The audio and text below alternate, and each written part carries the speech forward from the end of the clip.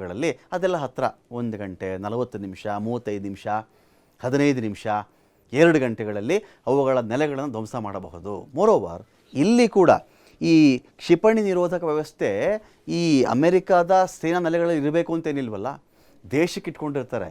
ಇರೋಬರೋ ಸೇನಾ ನೆಲೆಲ್ಲ ಕೂಡ ಒಂದು ಕ್ಷಿಪಣಿ ನಿರೋಧಕ ವ್ಯವಸ್ಥೆ ಇಟ್ಕೊಳ್ಳಿ ಅಂದರೆ ಸ್ವಲ್ಪ ಕಷ್ಟ ಆಗಬಹುದೇನೋ. ಹಾಗಾಗಿ ಸುಲಭದ ಬೇಟೆಗಳಾಗಬಹುದು. ಇರಾನ್ನ ಸುತ್ತಲಿನ ದೇಶಗಳಲ್ಲಿರಬಹುದಾದ ಅಮೆರಿಕದ ಸೇನಾ ನೆಲೆಗಳು, ಸೈನಿಕರು ಇರಾನ್ಗೆ ಸುಲಭದ ತುತ್ತಾಗಬಹುದು. ಅಟ್ ದ ಸೇಮ್ ಟೈಮ್ ಇದೇ ಸೇನಾ ನೆಲೆಗಳ ಕಡೆಯಿಂದ ಇರಾನ್ ಟಾರ್ಗೆಟ್ ಮಾಡಿಕೊಂಡು ಅಮೆರಿಕದ ಯುದ್ಧ ವಿಮಾನಗಳು ಕೂಡ ದಾಳಿ ಮಾಡಿಬಿಟ್ಟರೆ, ಒಂದು ಕಡೆ ಇಸ್ರೇಲ್ ದಾಳಿ ತಡ್ಕೋಬೇಕು ಅವರು, ಒಂದು ಕಡೆ ಸೇನಾ ನೆಲೆಗಳನ್ನು ಅವರು ಟಾರ್ಗೆಟ್ ಇಟ್ಕೋಬೇಕಾಗತ್ತೆ. ಸೇನಾ ನೆಲೆಗಳು ಕೂಡ ಅಷ್ಟೇ ಇಂಪಾರ್ಟೆಂಟ್ ಆಗುತ್ತೆ.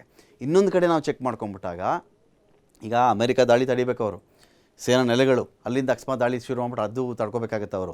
ಇಸ್ರೇಲ್ ಕಡೆಯಿಂದ ಕೂಡ ಬರೋಕ್ಕೆ ಶುರು ಮಾಡಿಬಿಟ್ರೆ ಆಗ ರಿಯಲ್ ಡೇಂಜರ್ ಅದು ಇರಾನ್ಗೇನೆ.